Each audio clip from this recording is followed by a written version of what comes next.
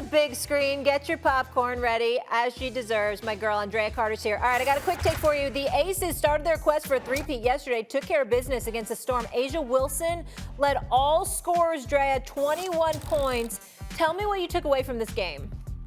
Well, Molly, first of all, always great to see you. Always great to be here. But we're looking at the Aces, and they're the two-time champs for a reason. That's what I took away from this game. They start 2 of 18 from the field in the first quarter. A'ja Wilson only 4 points in the first half. But what do the Aces do?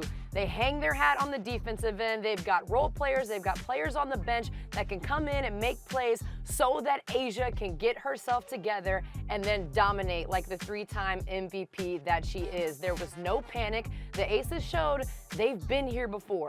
They lost to Seattle 2 years ago in Game 1 of the semifinals, went on to win a championship. Last season, they win a championship in New York, down 2 starters. The Aces are just showing us they've been there. You know what it reminds me of too, Molly? You all were just talking about Patrick Mahomes, 2-time champion with the Chiefs, and he talked about the grit and character, and they've been there before. We're seeing that exact same thing with the Aces. And they both got the same goal, going for the three-peat, right? Caitlin Clark struggled in her playoff debut. She shot 4-17 from the field, Drea, as the Fever dropped Game 1 to the Sun, 93-69. Do you think Caitlin and the Fever can turn it around in Game 2? Oh, I do think Caitlin and the Fever will turn it around, meaning I think Caitlin will have a much more efficient day, but I'm not sure if it'll be enough to get a win. You have to give so much credit, Molly, to the Connecticut Sun. They came out with a game plan. Alyssa Thomas with a playoff triple-double. That's what she does. Marina Mabrey, who we talked about that trade on First Take when it happened. Marina Mabrey, 27 points off the bench. And DeWanna Bonner, who's won a championship before, that woman right there, they put DeWanna Bonner, who's 6'4", as the primary defender on Caitlin Clark. Caitlin hasn't seen that primary matchup yet this season. It's something she has to adjust to. We have to remember, Caitlin's just a rookie. This is a matchup she hasn't seen. I think she'll be better in Game 2. Do I think it'll be enough? I'm not exactly sure. Okay, let's keep it rolling with the playoffs underway. Season awards have been handed out in the W, and to no one's surprise, Caitlin Clark was named unanimous Rookie of the Year by the Associated Press. Shay, we'll welcome the guys into the conversation here. How would you describe Caitlin Clark's season after being named unanimous Rookie of the Year by the AP? Yeah, you know, for me... Is this for me, Molly?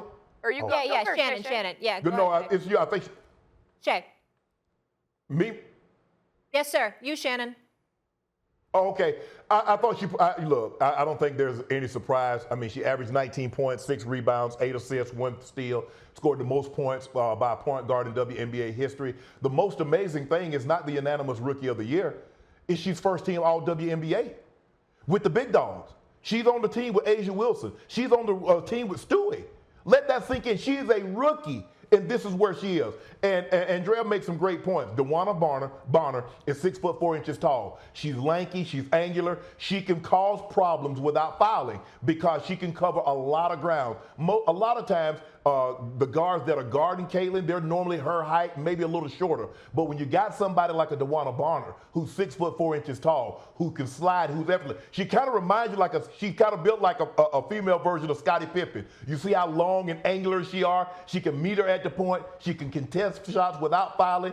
But look, Caitlin Clark had an unbelievable rookie season. I think a lot of people might be surprised by that. But you don't put up the numbers that she put up in college and not figure it out. She's a gym rat. You can tell she's a gym rat, and she was going to figure it out. She struggled. She's not the first rookie to struggle in their first playoff appearance. So I'm not surprised that she struggled. Give DeWanna Bonner a lot of credit for causing that struggle.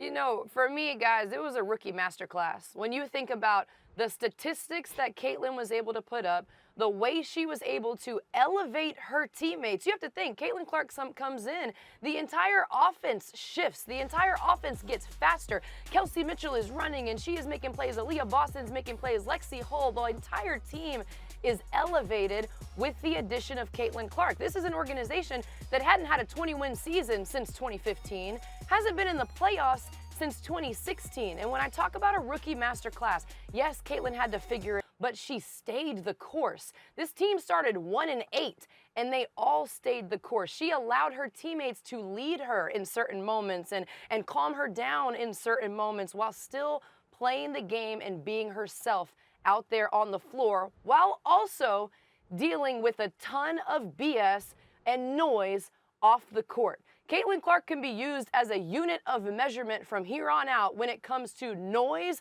around the game of basketball. We will be able to in the future say, well, this compares to what Caitlin Clark had to deal with because there was so much noise and she dealt with it and she handled it, and her team is in the playoffs. It is a master class when you think about the way she was able to perform this season as a rookie. Well, the only level of opposition I would throw into the mix with what Andraya just said is that, you know what, no, I don't know if you noticed, Shay, she said hi to Molly. She didn't tell us hello, how are you? She said nothing to me and you. That was my guy. Just Molly. Really? I mean, we just here. We just teed went straight into teeing It's all right. It's all right. No, it's okay. It's okay. It's all right. I got it. I can't dispute the Andraya. No, I'm going to mess with her. She know that with her snake-loving self. Here's the deal. I'm not literally snakes, ladies. We're not even talking about me. We're not even talking about me. I understand that. We're not talking about you. I'm just saying. I'm just pointing that out. Let me say this. I love the point that you made about Caitlin Clark in terms of the BS that she had to deal with off the court. We got to remember she's been box office. She was the main attraction, and there were so many storylines that's been associated with her. Most recently, the whole thing with her and Cheryl Swoops, even though it really wasn't her. It was Cheryl Swoops and all this. Every time you turned around, there was something that she had to deal with. The reason I bring that up, and I love that, because as a rookie, ladies and gentlemen, put this in perspective.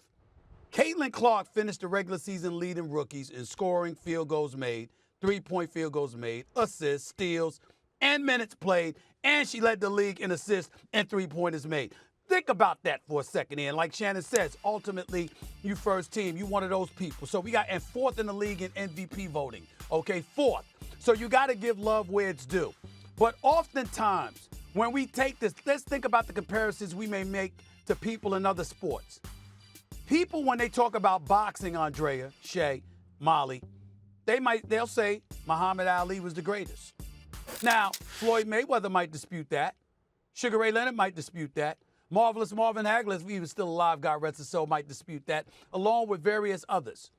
But the reason why in the public eye, Ali was the greatest was because of the adversity. It's not to compare one to the other, because I'm not trying to do that.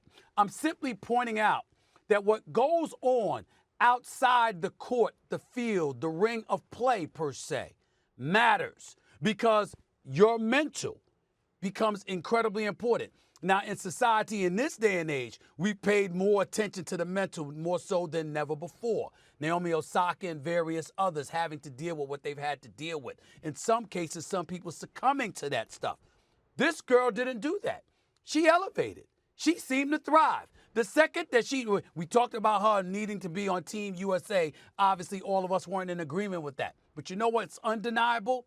She's been better since the Olympic play was over, because she got that much needed rest. She got In fairness to Andraya, she got that much needed rest going from college to the pros, not having any rest whatsoever, got a breather, got a chance to take a breath and churn that second engine to a degree. And what has she looked like since? She's looked absolutely marvelous, regardless of whatever noise has been out there. So when you show that you're able to perform in the face of adversity, to me, that is the true testament to greatness. And that's why we're looking at her and we're saying greatness is on the way.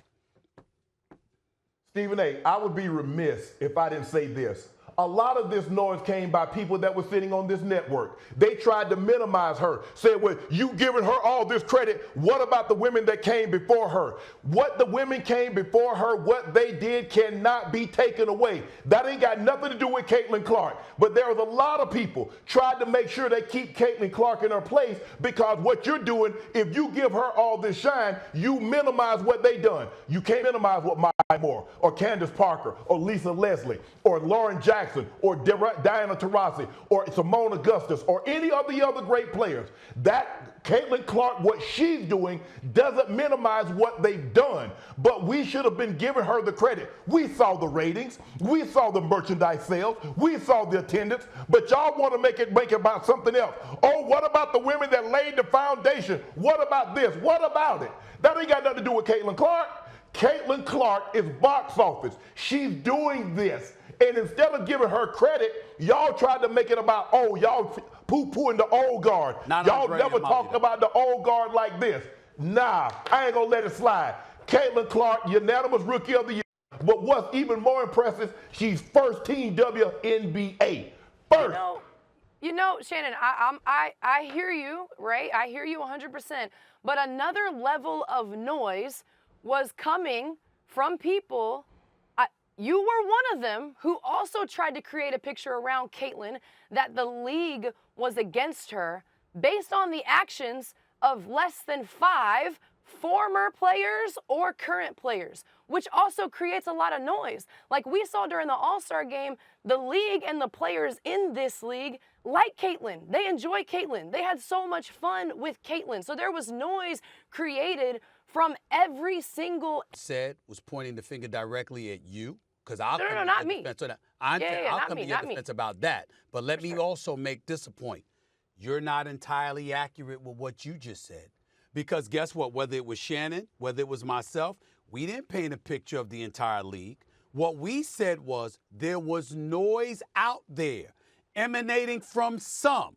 And those folks were very, very loud and conspicuous with their dissent towards things involving Caitlin Clark. When we pointed that out, we said why.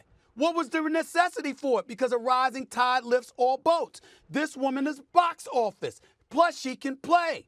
And the combination of the two would ultimately give all of those wonderful ladies for the wonderful work that they had done over so many years. It would have been validated, even though it came through the conduit was her. Ultimately, it stood to benefit the collective whole. And rather than some out there accepting and embracing that, they resented it, and they tried to use the contributions of others who came before Caitlin Clark to justify their vitriol, instead of owning the fact that what really was their objective and what really was their agenda is that they resented the fact that this young lady who came into the league, took it by storm, and drew in a level of attention that they weren't able to draw. That was the reality. One thing I want to say before we go to break, really quick, Dre. I think one of the impetuses, especially for this conversation, was obviously her not getting an Olympic roster spot, right? Remember, we had a big debate over that. Was she deserving of it? Was it more the marketing, the hype? And here's what I'll say, and I know, Andraya, that you agree. At that point, some of us felt like maybe she hadn't proved it in the WNBA, but at this point, she certainly has. So she proved everybody wrong. What about the guards? Let's talk about the guards that didn't make it. Talk about the guards that didn't make it. How they play, Andraya? Because you were one of the ones that say she didn't earn it. How did the guards play that within the Olympics? How did they play? For sure, but we can't take how Caitlin finished the W season and pivot that to how she would have done in the Olympics. That's a completely different argument. All I'm saying is look at that point. Look at how she played up until that point. Chelsea Gray had only played one game before she went to the Olympics. She was out playing Diana Taurasi.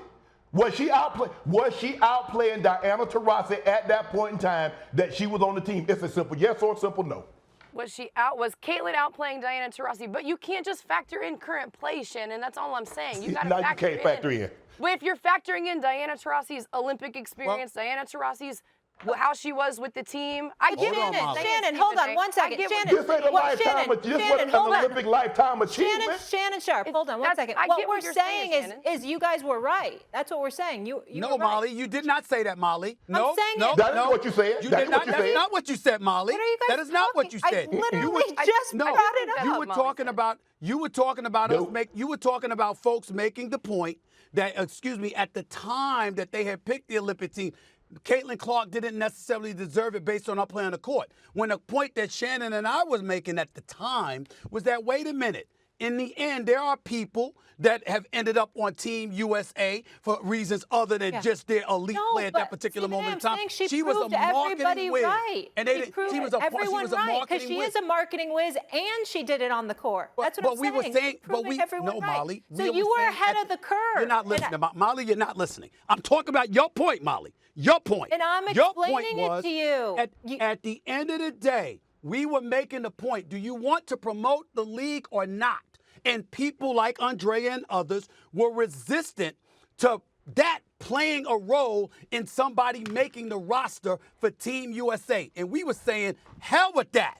You want to promote the sport. You put that girl up in there, and people were appalled at that notion. But that was Stephen the A, subject. But Stephen A, this is just going to come from different perspectives because you all's initial point was a marketing point, and that was what I was arguing with. That was what I was arguing with. Right. The marketing point for Caitlin. What Molly is trying to say, and what I agree with, is now that we have seen how Caitlin finished this season, there is a good basketball argument for her being on the team, for her making the team. There is now a great basketball argument. What? But listen, no, Shannon, listen.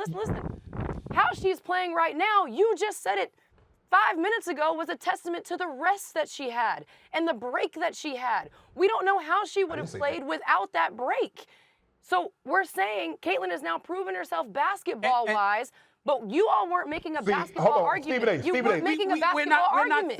We're not saying we were making a basketball No, argument. Andrea, I'm not going to let you do that. Go ahead, Andrea, I'm not going to let you make it seem like Caitlin Clark was averaging 5 points a game. At the time, she was still averaging 16 points a game, which was more than a lot of other guards that made the team. So don't do that. Don't make it seem like she was averaging 5 points and this was like a handout. No, it wasn't a handout. Look at her numbers. Look at her numbers comparable to the other guards that were on the team. That's all I'm saying. No.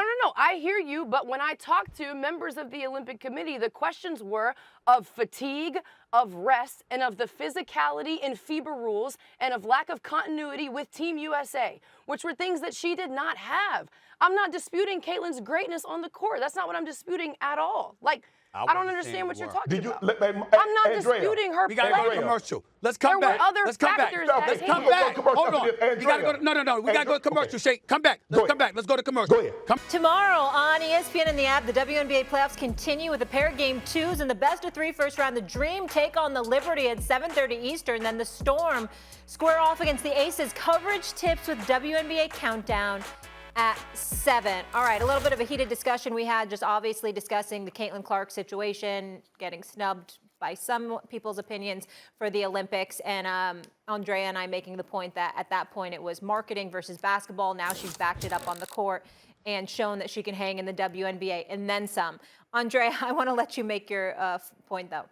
Yeah, I know you got football to get to. I'm a football fan too. Big WNBA person here though, and I just want to circle back because before the USA basketball conversation started, all of us were talking and giving testaments to Caitlin's greatness. She has been incredible. She has had a phenomenal rookie season and done things we may never see again, especially with the outside noise that all of us just got mixed back into because she's a conversation starter, and she will continue to be one of the best for that reason. Speaking of one of the best, A'ja Wilson is greatness personified and on her way to being the greatest of all time. That's all I had to say. Y'all enjoy the playoffs. I'll be back. Yep.